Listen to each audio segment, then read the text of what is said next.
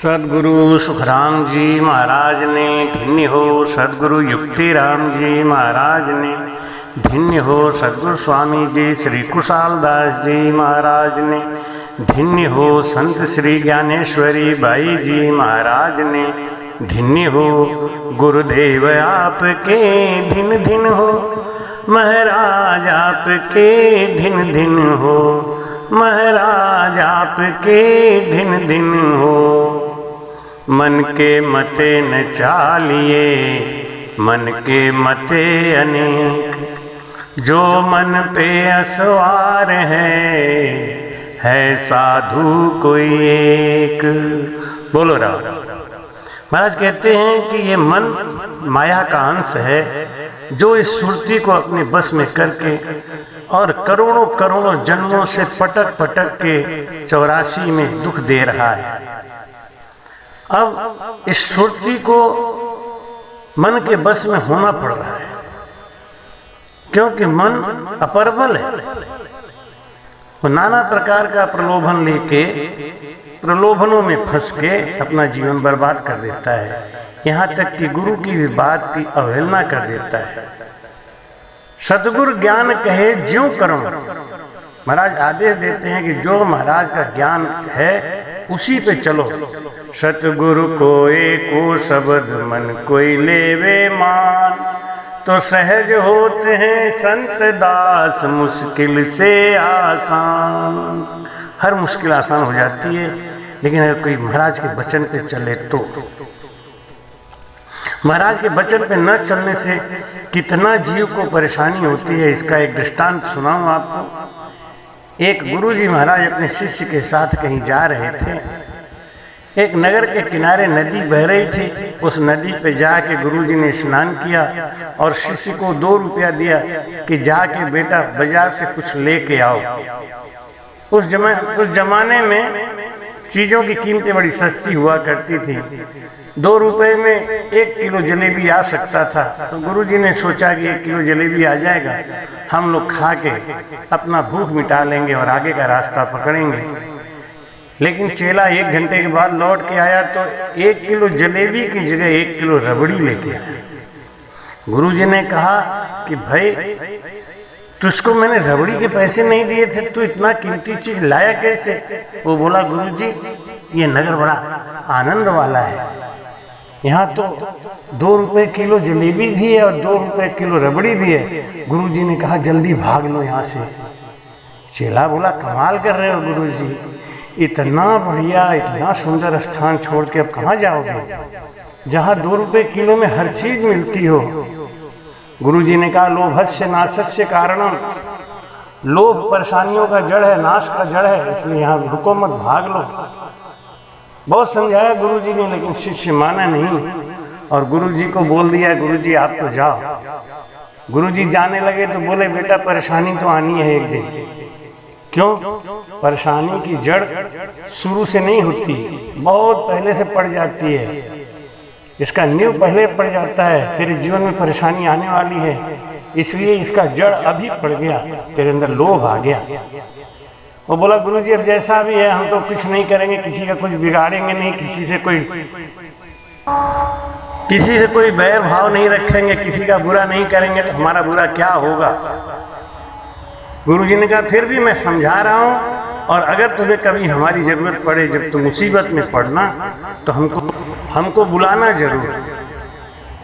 उसने कहा गुरुजी आप जाओ, मैं तो केवल भजन करूंगा, रबड़ी खा खा के बस शरीर बनाऊंगा, और क्या करना मुझे कोई परेशानी आने वाली नहीं। लेकिन जब उस नगर का राजा इतना बेवकूफ हो कि जो अच्छी चीज और बुरी चीज की कीमत में परहेज नहीं रखता हो, जहां अच्छी बात का कीमत नहीं हो, वहां जहां पे जलेबी और रबड़ी एक भाव बिक रहा हो, निश्चित रूप से वहां का राजा पागल ही होगा। वहां की व्यवस्था सब भगवान के आश्रय ही होगा। एक बार नगर में घटना घट गई, एक आदमी की दीवार गिर गई और बकरी दब के मर गई। उस आदमी ने जिसकी दीवार थी उसके ऊपर मुकदमा ठोक दिया और कहा इसकी दीवार पर मेरी बकरी मर गई, इसलिए मुझे हरजाना दिया जाए। राजा ने कहा बिल्कुल ठीक कह रहे हो भाई, तुमने दीवार इतना कमजोर क्यों बनाया? दीवार गिर गई, बकरी मरी। उसने कहा हुजूर दीवार मैंने नहीं बनाया, दीवार तो राजमिस्त्री ने बनाया, इसलिए मिस्त्री का दोष है, मेरा क्या दोष है, मैंने तो पैसा लगाया। राजा ने कहा हाँ ये बात भी ठीक है, क्योंकि दीवार तो आप नहीं बना रहे थे, मिस्त्री का दोष है, मिस्त्री को बुलाओ, उसको फांसी लगा दो। गुरुजी ने मिस्त्री को, राजा साहब ने मिस्त्री को बुलाया और कहा भाई तू दीवार इतना कमजोर बनाता है, तुझको ज्ञान नहीं है, तू मिस्त्री होने लायक नहीं, तुझे फांसी पे चढ़ाया जाएगा। उसने कहा हुजूर मेरा क्या दोष है, मेरे साथ जो कारीगर था, जो लेबर था, उसने मसाला गलत मिलाया और मसाला कमजोर पड़ गया, इसका मुझे तो पता नहीं ना, कारीगर ने मिलाया। राजा ने कहा तू भी ठीक कहता है, इसलिए इसके कारीगर को फांसी दिया गया। कारीगर ने कहा हुजूर मेरा कोई दोष नहीं है, क्यों कि जो मशक पानी भर भर के मैं ला रहा था वो साइज में 2 किलो का दिखता था, लेकिन उसमें 5 किलो आता था पानी। ये तो मशक की गलती है और उस मशक बनाने वाले की गलती है। राजा ने कहा बिल्कुल ठीक कह रहे हैं, क्योंकि मशक बनाने वाले को बुद्धि होनी चाहिए कि कितना जगह अंदर होना चाहिए जिसमें 2 लीटर पानी आए। लिखता है 2 लीटर, आता है 5 लीटर। मशक बनाने वाले को बुलाया और कहा अरे बेवकूफ, तुझको जब कोई ज्ञान नहीं है तो काम क्यों करता है? तूने ऐसा मशक बनाया, पानी ज्यादा आया, मसाला खराब बना, तो दीवार कमजोर हो गई और दीवार गिरी तो इसकी बकरी मर गई, इसलिए तुझको फांसी क्यों न दिया जाए? तो फांसी दिया जाएगा। उसने कहा हुजूर मैंने जिस बकरी के चमड़े से वो बनाया था, वो बकरी खा खा के मोटी हो गई थी, मेरा कोई दोष नहीं हुजूर। राजा ने कहा भाई दोष किसका है, किसी न किसी को फांसी तो देना ही पड़ेगा ना, दीवार गिरी है, बकरी मरी है, तो किसी न किसी को फांसी तो देना ही पड़ेगा ना। क्या हुजूर उस बकरी को चराने वाले को दे दो। बकरी चराने वाले को बुलाया गया। भाई तू कैसी बकरी चराता रहे, तू तो खुद सूखा सूखा बैठा है और बकरी को मोटा कर, बकरी को इतना मोटा कर दिया, अब कुछ नहीं, आखिरी फैसला यही है बकरी चराने वाले को फांसी दिया जाए। और जब बकरी चराने वाले को फांसी देने ले गए, सिपाही लौट के आए, बोले हुजूर उसको फांसी नहीं हो सकती। राजा ने पूछा क्यों? वो बोले सिपाही कि उसकी गर्दन बहुत पतली है और जिस फंदे का साइज बनाया गया है उस फंदे में वो लटकता ही नहीं है। तो राजा ने कहा फिर एक समस्या पे समस्या आ रही है, आखिर किसी न किसी को फांसी देना ही है तो क्या करें? सैनिकों ने कहा जिसकी सबसे मोटी गर्दन है हुजूर उसको चढ़ा दें। कि चढ़ा दो कोई बात नहीं। अब सैनिकों ने खोज करना चालू किया, धीरे धीरे खोजते खोजते नदी के किनारे पहुंचे। वहां उनका चेला जो रबड़ी खा खा के गर्दन मोटी किया हुआ था,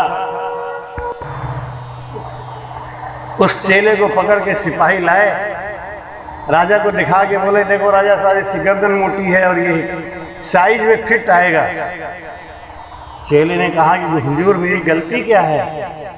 राजा बोला गलती ये है कि तेरी गला की साइज ठीक है, तेरा गला फांसी के फंदे में बैठ जाएगा, इसलिए तुझे फांसी दिया जाएगा। उसने कहा हुजूर ये कौन सा अपराध है? कि अपराध कुछ नहीं है, राजा का फैसला है, किसी न किसी को फांसी होनी है, क्योंकि इसकी बकरी मरी है और बकरी मरी है तो फांसी होनी है। अब जो गडेरिया है बकरी चराने वाला, उसका गर्दन नहीं आ रहा है, वो पतला है, इसलिए तुझे चढ़ाया जाएगा। वो समझ गया कि गलत कर गया।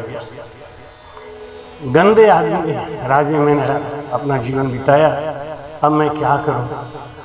उसने कहा मेरी आखिरी इच्छा पूरी कर दो महाराज। बोले बोलो क्या इच्छा है? कि बस एक ही इच्छा है,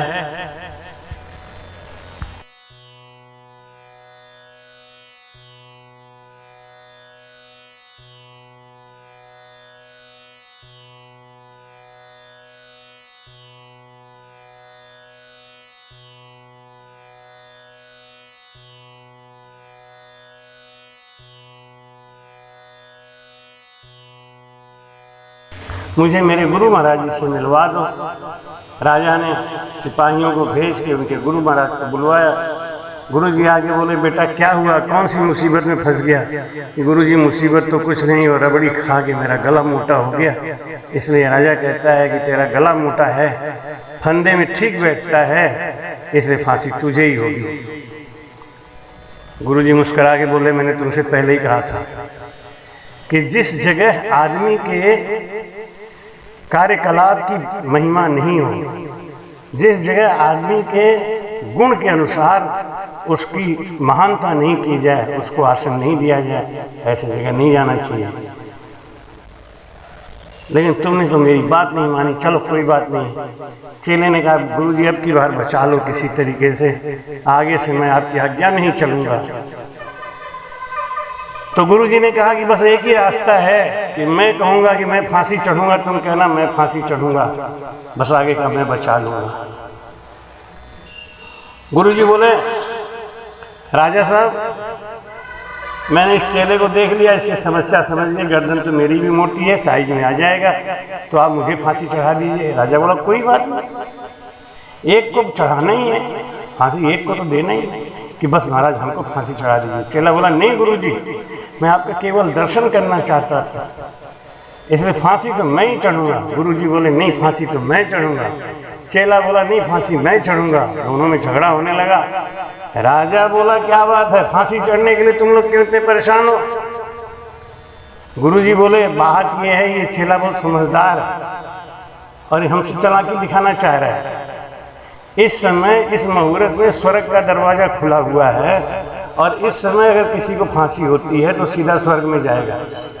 अब ये हमसे कह रहा है कि गुरुजी मुझे जाने दो, आप तो कभी भी चले जाओगे, लेकिन मैं बूढ़ा आदमी साधना कर करके मैं थक गया, मैं सोचता हूं कि स्वर्ग का दरवाजा खुला है तो इसमें मैं ही निकल लूं, ये तो कभी भी चला जाएगा, इसको ज्ञान है इस बात का। चेला बोला नहीं गुरुजी मुझे जाने दो, आप तो कभी भी चले जाओगे। गुरुजी बोले नहीं मुझे जाने दो, आप तो कभी चले जाओगे।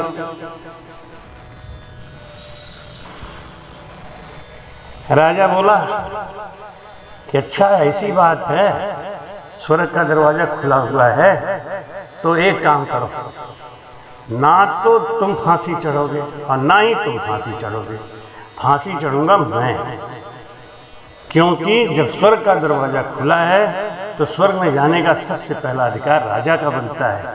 तुम दोनों तो साधना करने वाले हो, कभी भी जा सकते हो, इसलिए सैनिकों फांसी मुझे चढ़ाया जाए। और सैनिकों के आदेश से राजा को फांसी चढ़ा दिया गया।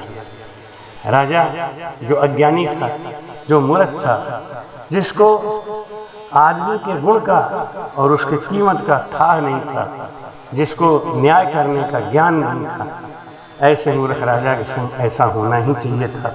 ये सोच के गुरुजी ने सोचा अगर ये जिंदा रहा तो न जाने कितने अपराध को जन्म देगा, इसलिए इसको जाना ही जरूरी है। कहने का भाव ये है कि गुरु के शब्द में बहुत बड़ी ताकत होती है।